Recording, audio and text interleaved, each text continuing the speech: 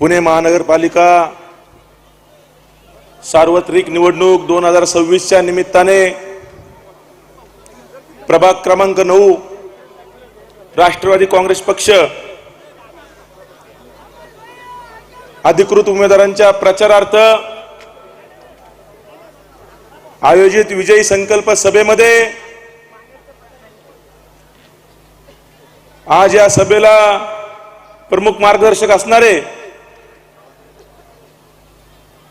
ज्यांनी माझा राजकीय जीवनामध्ये पुनर्जन्म केला असे या महाराष्ट्राच्या कामाचा माणूस, राज्याचे लाडके उपमुख्यमंत्री, पुणे जिल्ह्याचे पालकमंत्री, आदरणीय एकच वादा अजितदादा पवार साहेबांचं मी या ठिकाणी मंचावर स्वागत करतो।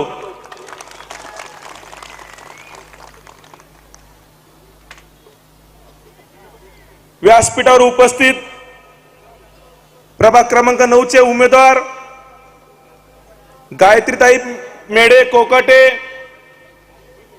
ज्येष्ठ नगरसेवक, माजी स्थायी समितीचे अध्यक्ष आदरणीय बाबूरावजी चांदेरे,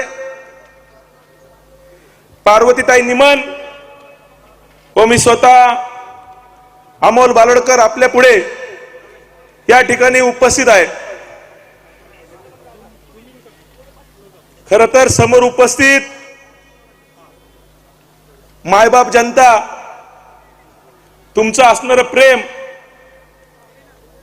ती ताकद, आशीर्वाद मागील 2-4 दिवसामध्ये जी मला मिळाली, त्यामुळेच मी खऱ्या अर्थाने येथे निर्धाराने भाषण करण्यासाठी उभा आहे। लोक राजकारणात येतात आणि केवळ सत्तेसाठी राजकारण करतात, पण गेल्या 11 वर्षापासून एक सर्वसामान्य कार्यकर्ता, सर्वसामान्य कुटुंबातला एक तरुण आपल्या उमेदीची 11 वर्ष या समाजसेवेसाठी देतो, राजकारणासाठी देतो, एखादा पक्ष वाढवण्यासाठी देतो, राजकीय महत्त्वाकांक्षा ठेवतो।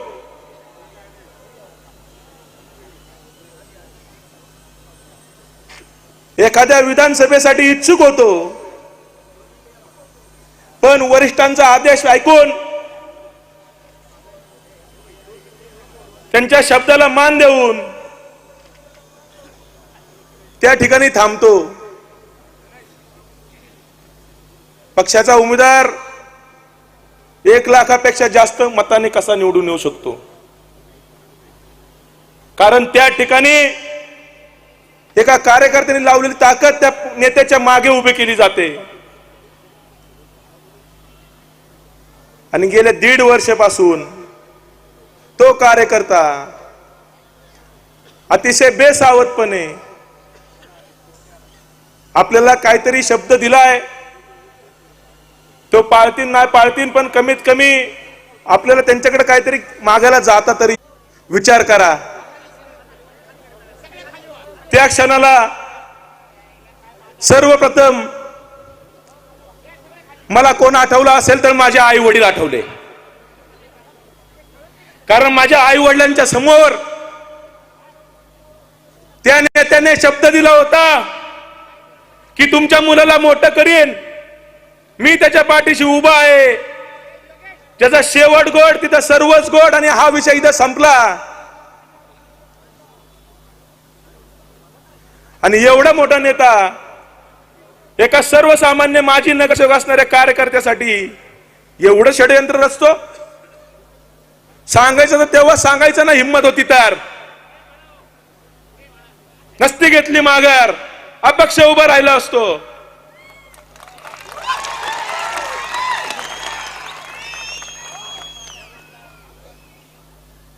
एवढा धोका 1.5 तास शिल्लक होते। आई वडिलांचा चेहरा समोर आला, पहिलं राजकीय करिअर ते सगळं गेलं पुढं, पण ज्या आई वडिलांपुढे आपण एवढं हे सगळं केलंय, आपल्याला माहिती आहे आपले आई वडील आपल्यावर किती जीव लावतात। अरे घरी कसं जायचं, कोणाला तोंड दाखवायचं? आणि काय सांगायचं, आपल्या घरी जे आले होते त्यांचा आपण सन्मान राखला, त्यांना चहा कॉफी दिली आणि त्यांनी मला एक पेढा चारला, त्याचा शेवट गोड अमोल, ते सर्वच गोड. तो पेढा टाकलेला फोटो सगळीकडे झळकला. एक नेता आणि एक कार्यकर्ता, वाद संपला, कामाला लागा, निवडणूक झाली, निवडून आले. आज 1.5 वर्षांनी कळलं त्या पेढ्यामध्ये विष भरलं होतं, विष.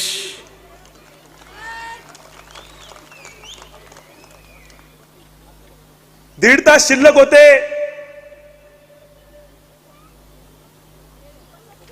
त्यात एक फोन वाजला, अजित दादांना तुमच्याशी बोलायचंय. एका क्षणात माझ्या समोर दाटलेला अंधार दूर झाला. एका महाराष्ट्राचा नेता, एका कार्यकर्त्यावरती काय अन्याय होतोय, पुढच्या 5 मिनिटाला त्या नेत्याला कळतं. याच्यावरून विचार करा, ही अजित दादा सारखी ही ताकद म्हणजे महाराष्ट्रामध्ये कशी प्रकारचं काम करते. दादा म्हणले, मला कळालंय तुझ्यावरती अन्याय झालाय, फोनवरती जास्त बोलण्यात वेळ घालवण्यापेक्षा घड्याळ चिन्ह जरी आपलं असलं तरी घड्याळची वेळ आपल्या हातात नाही, तू लवकर ये. त्या ठिकाणी दादांनी माझ्याशी चर्चा केली. आमचे मेहुणे आमदार माऊली आबा कटके तेही त्या ठिकाणी उपस्थित होते. शंकरभाऊ मांडेकर त्याही ठिकाणी उपस्थित होते. आणि खऱ्या अर्थाने त्या ठिकाणी मला पुनर्जन्म मिळाला, राजकीय पुनर्जन्म मिळाला दादा तुमच्यामुळे मला. पण ज्यांनी माझ्या आई वडिलांच्या डोळ्यात अश्रू आणले,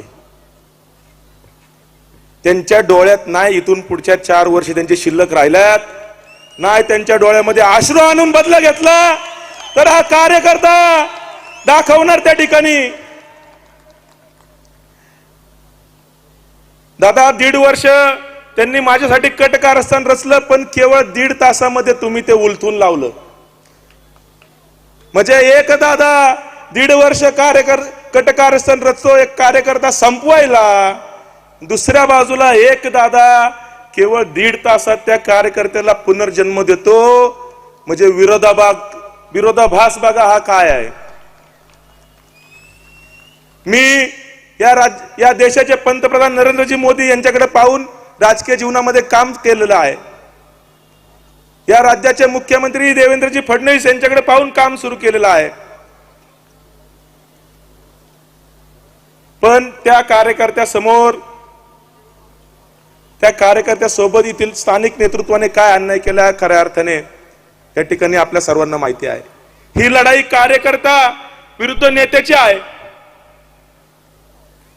आणि एक कार्यकर्ता कशा प्रकारे लढतो ते मला या ठिकाणी आपल्या सर्वांना दाखवायचं आहे. 19च्या विधानसभेला सुद्धा असंच झालं. आमच्या मार्गदर्शक मेधाताई कुलकर्णी त्यांचं त्या ठिकाणी तिकीट कापून हे महाशय त्या ठिकाणी आले. मेधाताई बिचारे रडल्या, त्यांनी हिंमत दाखवली नाही. त्यामुळे ह्यांची हिंमत वाढली आणि आपण काही करू शकतो. एक आमदार पचू शकतो, तर एक नगरसेवकाला काय लागतंय करायला. शेवटच्या टप्प्यात तिकीट कट केलं कुठं जाणार आहे, येईल आपल्यापाशी आपल्या पायाशी. पण त्यांना काय माहिती आहे, राज्यात अजून एक नेतृत्व शिल्लक आहे, अजितदादा पवार. एकदा जोरदार अजितदादांसाठी टाळ्या वाजवा, कारण माझा राजकीय पुनर्जन्म या नेत्यांमुळे झालेला आहे. दादा या ठिकाणी खऱ्या अर्थाने विकासावरती मला बोलायचंय. 19च्या विधानसभेला निवडून दिलेले कॅबिनेट मंत्री दुसऱ्यांदा परत आम्ही निवडून दिलेत, पण एक काम त्यांनी या ठिकाणी सांगून दाखव त्यांनी केलेलं. एक काम मी राजकारण सोडून देईन, विकास काम सांगतोय, चॉकलेट वाटायची कामं सांगत नाही.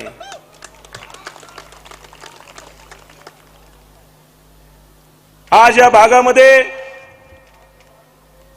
मागील कोरोना काळामध्ये विकासावर परिणाम झाला, त्यानंतर पुणे महानगरपालिकेच्या निवडणुका लागल्या नाही 4 वर्ष, त्याचा परिणाम या भागातल्या विकासांवरती झाला. काम करणार कोण होतं? येथील कॅबिनेट मंत्री आमदार चंद्रकांत दादा पाटील. दादा या ठिकाणी मी आवर्जून 2 विकास कामं तुम्हाला दाखवतो. एका कार्यकर्त्याने ही उभे केलेल्या 2 वास्तू आहेत. एक आहे बालेवाडी हायस्ट्रीट येथे असणारी इंग्लिश मीडियमची शाळा, तिथं 1,500 विद्यार्थी मोफत शिकतील.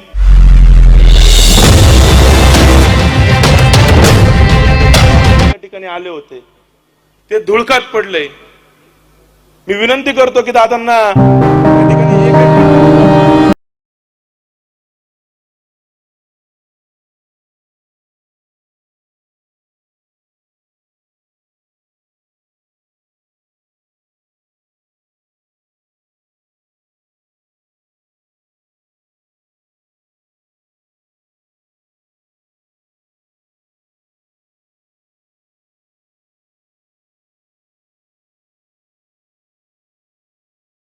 शेवट गोड तिथं सर्वच गोड. मला सांगायचंय की जरी शेवट तिखट करण्याचा प्रयत्न त्यांनी केलाय, पण अजितदादा आमच्या पाठीशी खंबीरपणे उभं राहून आम्हाला विजय करून हा शेवट नक्कीच आम्ही गोड करणार आहे. काही गोष्टी चांगल्यासाठी होतात दादा. या निमित्ताने आमचे मोठे बंधू, आमचे मार्गदर्शक राहुल दादा बालवडकर, शेवटी घर ते घर असतं. काही गोष्टींनी दुरावा जरी आला, पण असं आसमानी संकट आल्यावरती कुटुंब दादा एकत्र होतं. आणि या निवडणुकीच्या निमित्ताने आमचे मोठे बंधू राहुल दादा बालवडकर यांनी माझ्या डोक्यावरती हात ठेवलेला आहे. दादा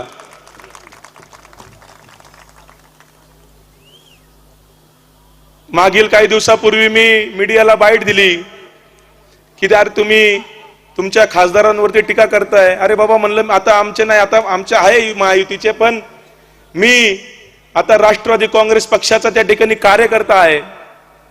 आणि आमचे नेते ज्यांनी माझा राजकीय पुनर्जन्म केलाय, त्या अजितदादांच्या बद्दल जर कोणी काही वक्तव्य केलं चुकीचं, कारण ते सुद्धा जबाबदार पदावरती बसलेले असून असं जर वक्तव्य करत असेल तर माझ्यासारखा कार्यकर्ता या ठिकाणी निश्चितपणे उत्तर देणार आणि इथून पुढच्या काळामध्ये सुद्धा देणार. आज या प्रभागातल्या भारतीय जनता पक्षाच्या उमेदवारांना त्या ठिकाणी वाऱ्यावरती सोडून दिल्यागत मला वाटतंय. कारण आता इथं ताकद देणार कोण? या प्रभागामध्ये एका बाजूला असणारे बाबूराव अप्पा चांदरे आणि एका बाजूला असणारे अमोल बालवडकर एकत्र आलेत आणि त्यांच्या मागं अजितदादांसारखी महाशक्ती या ठिकाणी उभी असल्यामुळं समोरच्या उमेदवारांचं निश्चितपणे अवसान गेलेलं आहे. आणि मला असं वाटतं की त्यांनी खरं तर चंद्रकांत दादांना मी आव्हान करतो की आपण या भागामध्ये या. आव्हान म्हणजे विनंती करतो, आव्हान नाही, परत म्हणतील मी चुकीचं काय त्या ठिकाणी बोलणार नाही, त्यांचा आदरच करतोय. त्यांना विनंती करतो या भागामध्ये या. तुम्ही आता जे उमेदवार निवडलेत त्यांच्यासाठी एखादी सभा घ्या, त्यांना ताकद देण्याचा निश्चितपणे प्रयत्न करा. कारण मला असं वाटतं की आता तुम्ही त्यांना वाऱ्यावरती सोडून दिलंय, त्यांचा पराभव तुम्हाला दिसायला लागलाय आणि तुमची या भागामध्ये येण्याची परत काही धमक होत नाही. कारण तुम्हाला वाटतं की आता एखादी सभेला जर आपण गेलो तर लोक आपल्या अंगावर आल्यावरती काय करायचं. पण तुम्हाला सांगतोय चंद्रकांतदादा पाटील आदरणीय व्यक्तिमत्व आहे, त्यांच्या सभेला जर तुम्ही गेला, मला नाही वाटत तुम्ही कोण जासाल, जाणार का नाही? हा, मग जरी कोणी गेला तर चुकीचं काय बोलू नका तिथं गर्दीत. कारण माझ्यापाशी बरेच जण आले, ते म्हणले दादा आता कशी काय सभा घेतात आणि ते सभेला आले की आम्ही आता बघतो काय करतो. तर तुम्हाला हात जोडून विनंती आहे बाबा, मी तर आता सार्वजनिक ठिकाणी सांगितलंय की काय बोलायचं नाही. उद्या परत काय जर तुम्ही बोलले तर माझा काही संबंध नाहीये. धन्यवाद. जय हिंद, जय महाराष्ट्र, जय राष्ट्रवादी. धन्यवाद अमोल भैया.